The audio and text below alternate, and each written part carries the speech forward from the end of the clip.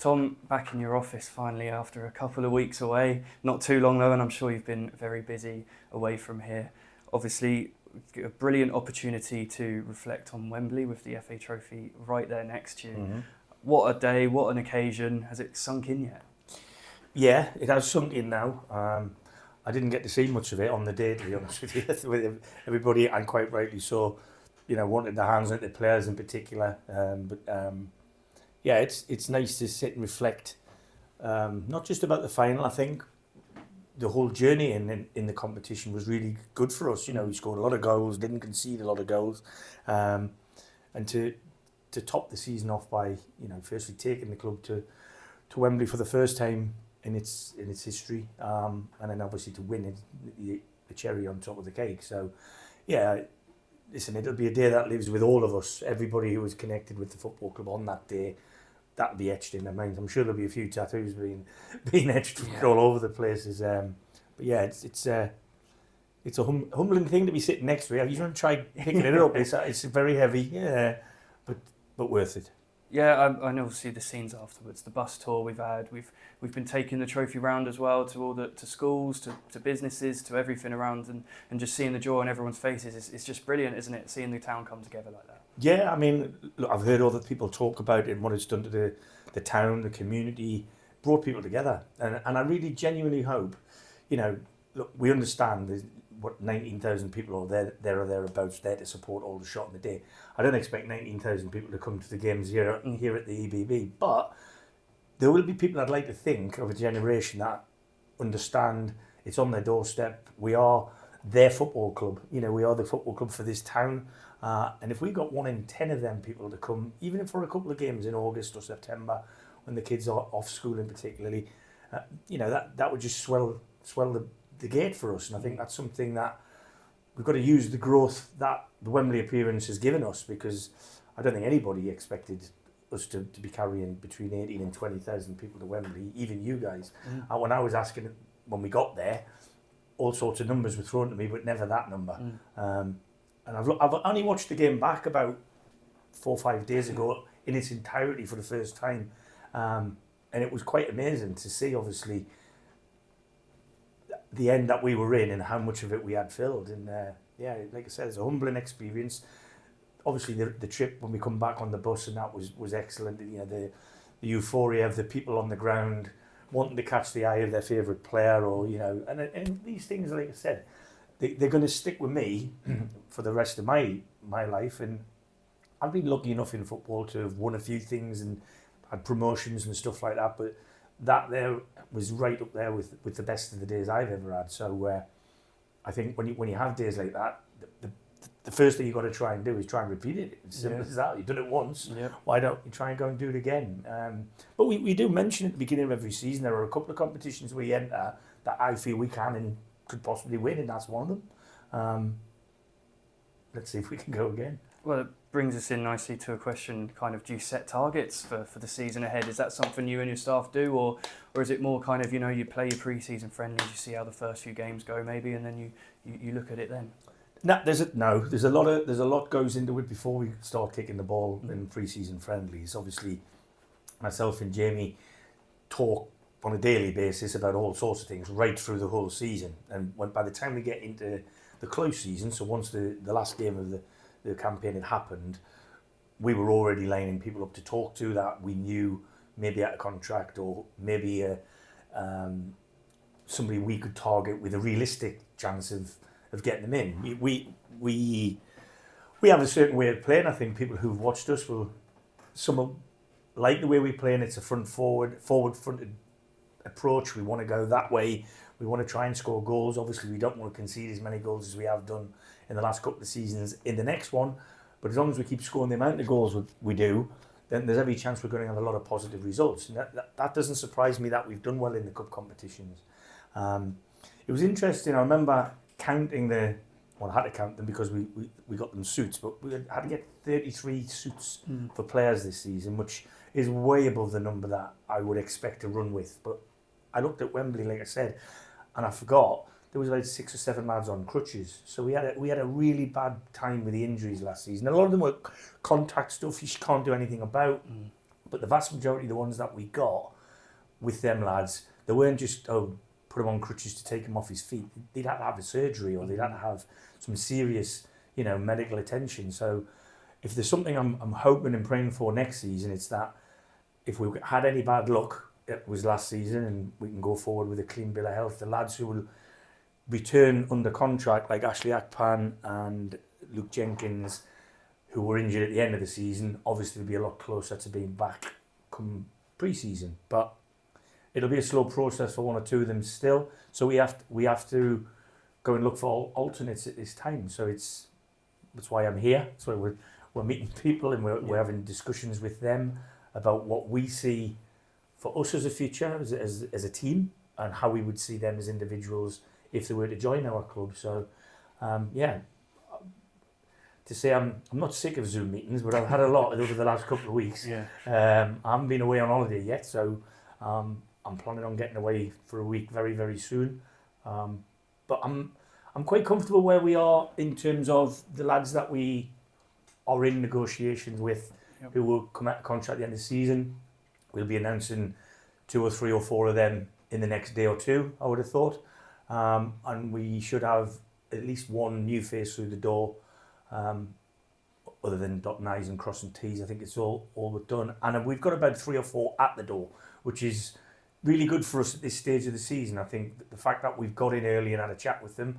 Look, I've walked a mile in the footballer's shoes. They have aspirations to play as high as they possibly can, and I understand that. We aren't in a situation to blow everybody out of the water with financial offers, but what we do, if you look at what we've done in the couple of seasons, is we'll give guys who've got a good pedigree of football behind them and the right approach to the game, we'll give them a platform to play. Now, I wouldn't give anybody a platform to play if I didn't think they were going to improve us in the position that they play. So I want to improve again this season. If people want to debate or have an opinion on, well, we did really well in the first season because we got to the 3rd round of the FA Cup. We did really well in the second season because we won the FA Trophy, but we didn't do well enough in the league. Well, that's where the difference in the approaches of various football clubs at this level. We have had Carlisle come into it, and Morecambe. We don't know what sort of finances they're going to have, but you know that your Forest Greens and your Yorks, they outwardly tell people they are going to have a go. So, we just lost Oldham, which is a massive football club, to go out of the division. Southend have remained in. So the competition is going to be really, really tough. Our aim always is to be as competitive as we can in every single game we play.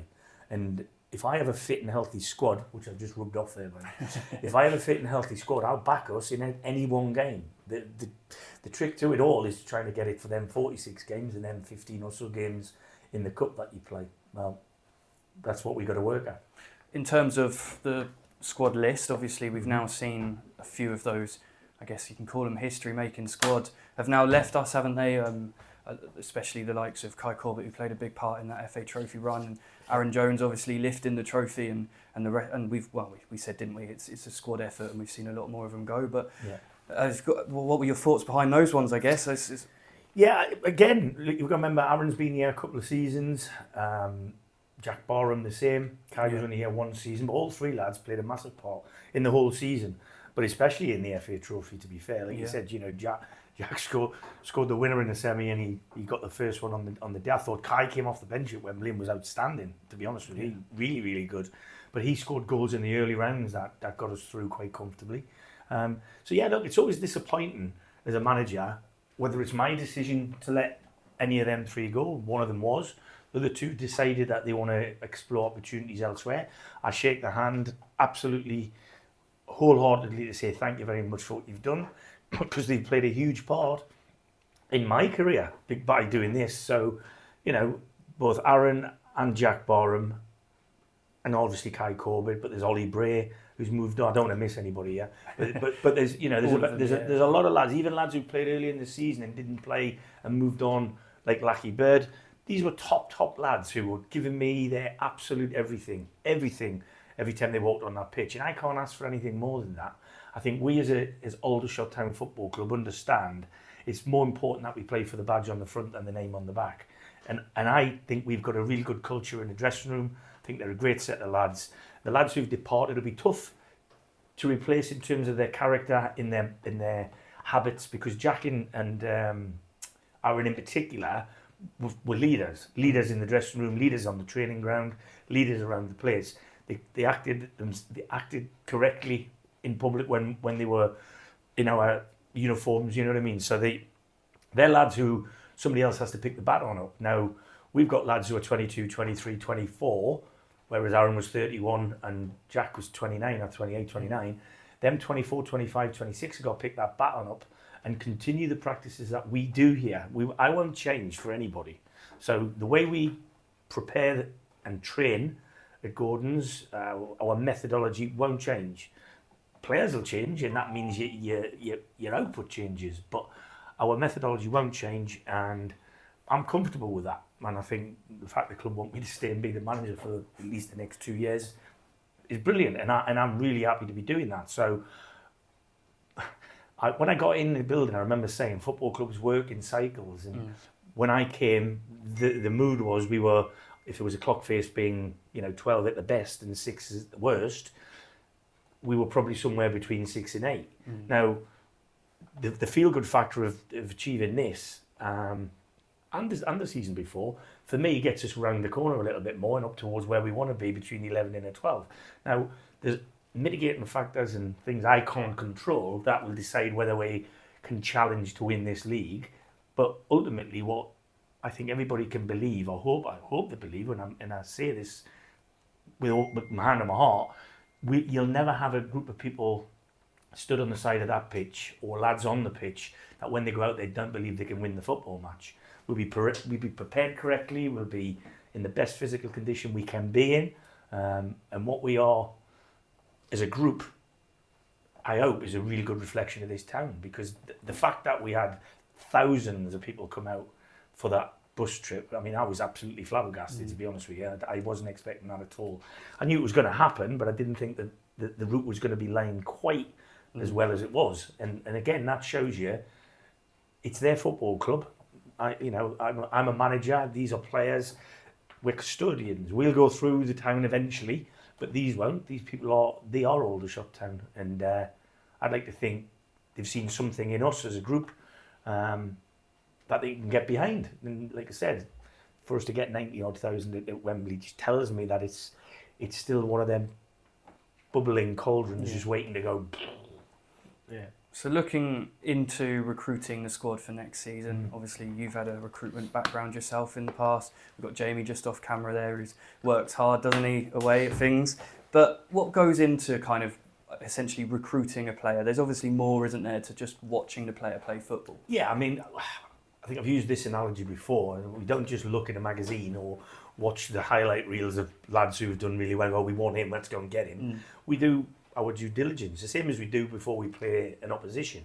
So if we want a player who can do A, B, and C, but he's not so good at E, F, and G, these being key performance indicators, then we will round up a group of people for, let's just say, a goalkeeper, because it's easiest position to say.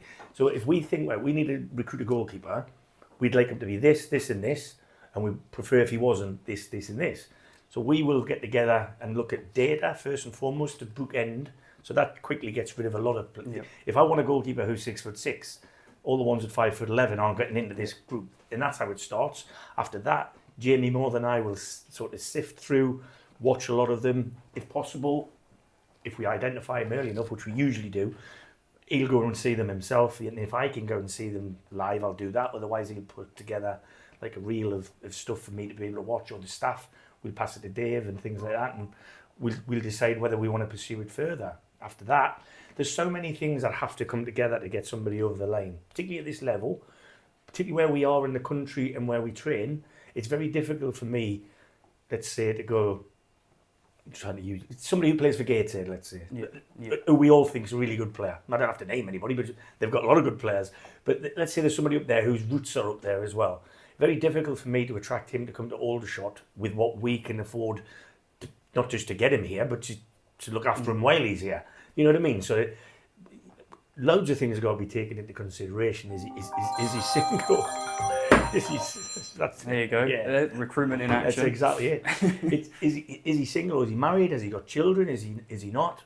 Does he live with mum and dad? Does he live on his own. There's so many things that have to be taken. It's not just like going into a shop and buying that bottle of water, because that bottle of water is coming with me whether he likes it or not. Yeah. So the players got to be happy, the club have got to be happy with what we can afford to do it with. There's usually a third person in the middle, and there's the club he's leaving, who might want to keep him and might want to battle us to do that. So, yeah, I think it's always a lot more convoluted than people probably imagine, but it's something that both I and Jamie have been in for a long time. I've been in longer than him, but he's been with me, and I've sort of shown him my methods in recruitment and how they work, and what we need to do to make sure it's not an exact science. There's not a manager on the planet that gets them all right. Alex Ferguson didn't get them all right. Mourinho didn't get them all right. You just don't. But what you do is, if you can get a better percentage right than not, then you'll have relative success. So that's what I always look back and go, well, yeah. The first season we got the 6 games that I came in at the end of the season, I knew the group that I inherited, and this isn't a slant on the people before me in this seat. They weren't good enough as a group of people. Individuals were good enough, but the group and the mentality of that group wouldn't have been able to work for me for 46 games. So I had to pull that apart very, very quickly. Putting the squad together for that first season, did we get lucky? I don't know, but we had knowledge of players like Josh and like Loren who came in and hit the ground running. I think we found one with Hayden Vaughan last season, but he just didn't hit the ground running because he got an injury early in the season. So there's somebody there already in the building who the fans haven't seen a lot of. I expect a little bit more from Hayden this year. So, yeah, it's difficult because what's a successful recruit? Is it somebody who plays every week? Or is it somebody who the management and the staff will rely on because he might be the best player in the team, but he might be the most consistent player in the team? I know there was a lot of noise about Cameron Hargreaves just after Christmas time because he scored 4 or 5 goals. But I was over the moon with Cameron a month into the season because I knew what he does. There are certain people and certain traits in players that you just like. People didn't understand when I moved Ollie Arfield to left centre half. And they certainly didn't get it when I moved Ollie Scott to left centre half. But that's because of what they can do that other people can't do. And that may only be 3 or 4 times in a game. But the fact they can do it makes it difficult for the opposition. And both of them lads I just mentioned there are competitive enough and robust enough to take the physical side of the position that you would look and go, he's not a centre half. I know that, but he has to play there now and again. So yeah, there's a lot of. It's never going to be complete. Yeah. Recruitment is never complete. It's an ongoing process, and if we're not looking for the next one, I wouldn't be doing my job right for the football club. So it's no good me having everybody on the same length contracts. And we need people like Ashley Akpan, who I saw 18 months ago playing for Hartley Whitney, although he was under our banner. He was in with our academy. I went and got him out at Hartley Whitney and put him to Gosport for a little while, and then introduced him to the first team. And had he not got injured, I think he'd have played 40 games this season, and we did him well to keep hold of him. That's what I genuinely feel. So that recruitment was within the building. It's already here. But somebody didn't see him ready for the first team, whereas I saw things, which, touch wood, he sort of proved me right by being able to play the 20-odd games that he played before Christmas. So, yeah, it's an ongoing thing, and it's something... I love that side of the game. I've got to say, it's not an exact science, but if you haven't got an absolute method to it, I'll tell you now, you won't do it. It's as simple as that. And it's never a my thing or a him thing. It's a we thing. We rarely agree on everything, but and I'm not one of them. Well, I'm the manager. That's what I'm going to do. I'll listen to him, and I'll listen to the staff. And they have to. If I'm not on board with it, an original one, I'll listen and I'll be open to the change. Let's say. So yeah, but I think it's the most satisfying part of being a manager. Don't get me wrong, winning competitions is the best, but getting more right than wrong, which I'd like to think we have done for some time now, that gives you a good feeling, because I think that shows you. Everybody says they want to see their manager being passionate and aggressive and on the side of the pitch, but at the end of the day, I think if you can recruit well, and you can get a group of lads singing off the same hymn sheet as you more often than not, that tells you you're a decent people person. You can work with people. Because, like I said, and I use this example to people who aren't in football. If I want to buy a new car, I walk into a garage and I just pick the car. Now, whether you buy the car or he buys the car or I buy the car, that car will drive exactly the same for you, for me, and for him. But the person won't when you bring in a player. So that person's got to be invested. First and foremost, we as a recruitment staff have got to see the things before he gets in the building. And I know we want to provide an environment where all he has to think about is being the best version of himself every time he comes into training and every time he gets picked to play on the football pitch. And that's what I say. That is my key line when I'm talking to people, when I'm meeting them before they join the football club. I'll give you the best opportunity you can, but you've got to invest more than I have because you're the player. You got to prove me right, basically. Yeah. So yeah, that's probably a good way of putting it for people who don't know how it works. Yeah. Well, another thing I guess that people think maybe just gets thrown out there is the pre-season fixture list. But I know that you guys you pick those opponents like quite like you pick them out, don't you? I like staying local wherever I've been. I quite like staying fairly local. And I know Eastbourne isn't local and Billericay isn't, but Billericay's fairly local to me. but I think it's really important that you don't just go and have I've been at clubs when I was playing and early in my coaching and what have you, where you pick the games because you want to grow confidence and you want to win games. But it really isn't about that. It's about testing yourself against the right level at the right time in the pre-season. I mean, unbeknownst to everybody, all the lads who are under contract or the ones who've renegotiated and have agreed new deals, they've already got programs from Brad and Hugo that are ongoing. It's not that they're running around like lunatics now, but what they'll be doing is 1 or 2 sessions a week to prepare their bodies to be ready for when we come back on the 1st of July. They'll all be in a physical state that we don't have to get them fit. They'll be physically well and able to do every session that we have. And once we come back on the 1st, our first pre-season friendly is until the 12th. So we're going to have 9 or 10 sessions with them, the vast majority with the footballs, before we go into the first game with Badshot. So, but if you look at the teams that we're playing, I think that they'll all be competitive in the leagues that they're in, which is one thing. So they've got a mentality of they're going to fancy their chances, which is brilliant. We need it to be competitive, but we need it to be good environments where they are, and a couple of them are going to be on plastic pitches. We train on a plastic pitch, so that's not an excuse for us. So it's one of them really. You just, and obviously it's people you know. I know Gary well at Billericay. Excuse me. I know Dawes well at Shoreline. I know Jimmy Bull and James Beattie down at Totton. So it's people that we know. In football, you've got to try and help people. You never know when they can help you.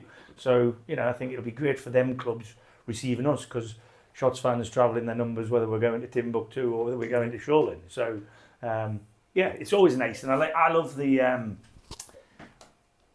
I don't like pre-season games because there isn't anything on it. All you're trying to get is everybody through with the amount of minutes you want them to play, not picking up injuries.